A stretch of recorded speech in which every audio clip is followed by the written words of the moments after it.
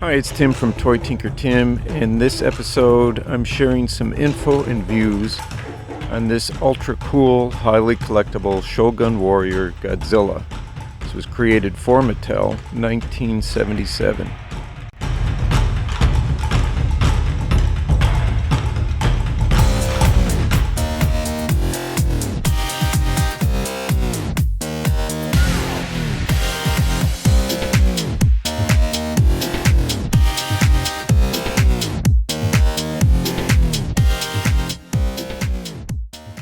So similar to Hasbro picking up the Transformer line of toys from Takara in Japan in the 80s, Mattel picked up Shogun Warriors, made by Popey Toys, under its parent company of Bandai in the 70s. My Godzilla figure here that I'm showing in this episode is one of the few variations. This variation and design was made in Japan, and then Mattel imported production into the U.S. after this first version, and then within the U.S. there are a couple other variations of this figure from production. Ways to identify these figures are brighter colors used. The green plastic body is molded in a lighter, brighter green. The U.S.-made versions have bodies made in a more olive drab, darker green. The painted elements on the figure, the yellow and reds, are also brighter on the Japanese version. There are leg weights that were initially put in to add stability in the Japanese-made versions. There are screw plugs on the left side of the head. The U.S. version of the heads were the halves were glued together. So I'll be taking a closer look here at each of those identifiers in this episode, and just an overall look at this amazing vintage 70s toy. The tail section on this Japanese version lacks the bumps that follow down Godzilla's back. Also, the US version tails continue the bumps that go down the back, and they kind of trail off on the tail section.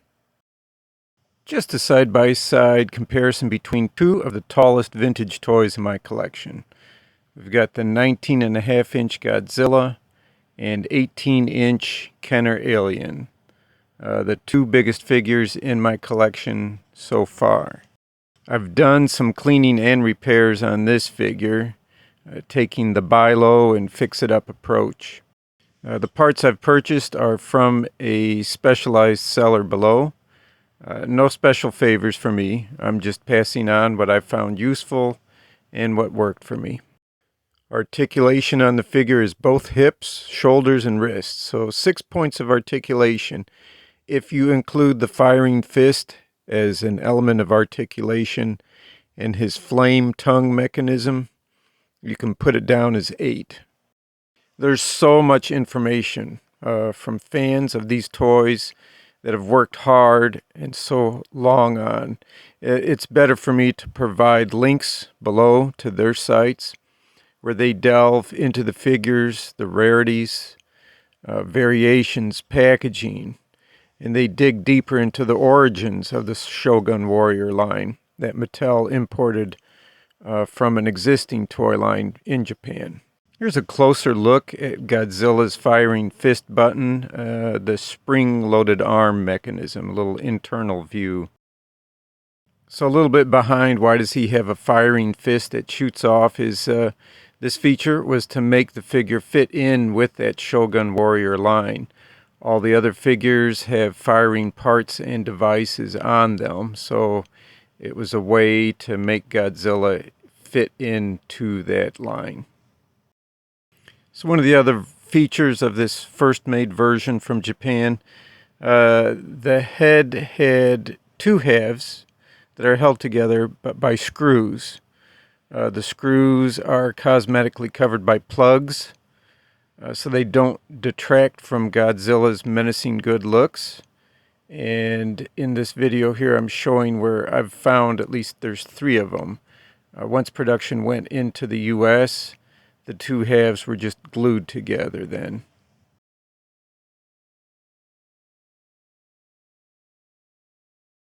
The head of the figure is attached by 4 screws here at the neckline. And in case you've wondered why does he have this bumpy, wrinkly skin, it's gotten lost in the story in films over the years, but it's back to his origins of an ancient sea creature that has been brought out of hibernation by nuclear bombs. He's been burned by the radioactivity, and that's what's given him the traits from that exposure, like the atomic breath. So with those screws removed, we can get a really nice look at the gear and brace system that's operated from the lever on the back of the head here. That flame tongue is a thick vinyl material, and that flame artwork is silk screened on, at least here. It's not a decal.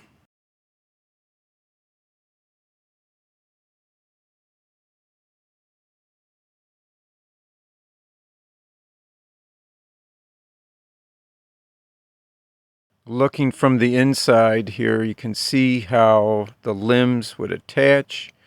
Imagine popping into socket. The vinyl plastic type material still being warm, it would be able to fit in and snap into place. And that brighter green exterior is solid color through and through. It's not a paint. Now taking a look at the unique tail. This design only found on the first edition figures that were made in Japan. The first edition here, the bumps that run down Godzilla's back end at the tail section, and the tail is smooth. U.S. production, they continued some of the bumps onto the tail. And there's a notch on the inside bottom of the tail that I guess was originally put in to make a more secure connection. That little tab element was later dropped off the tail design in later U.S. revisions.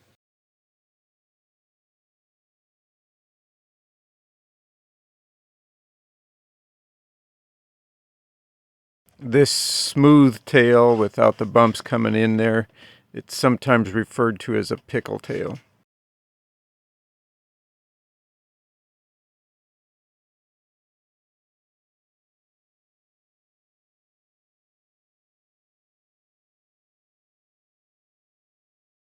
Taking a closer look at the feet of Godzilla and the markings here, it's identifying it as the manufacturing in Japan.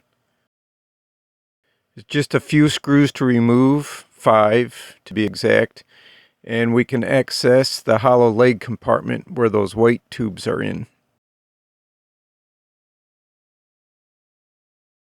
I had read at one point that these tubes were filled with sand, but it's not as simple or natural as a substance as that. These inverted, slim, purple plastic bottles are made of a very thin, somewhat translucent, and very flexible plastic.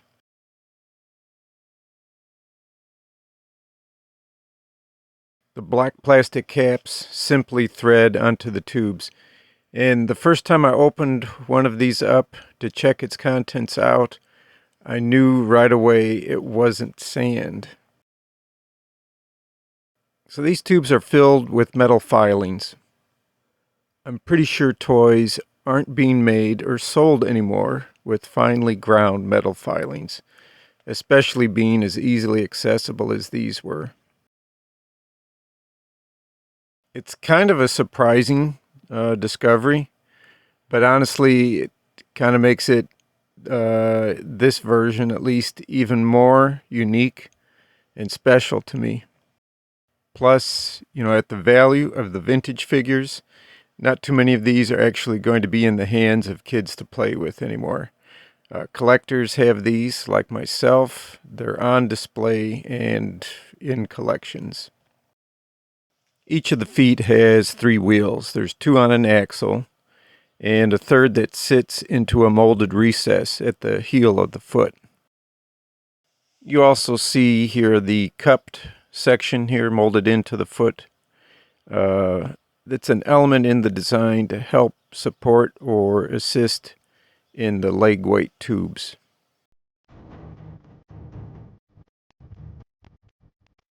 This episode is only an introduction to this figure in the toy line. There are links below that provide so much more insight and information. Definitely a timeless classic vintage toy. If you're a fan of Godzilla or just looking to collect ageless, iconic vintage toys for your collection, this is a must-have item for you. Be sure to check out my other episodes while you're here.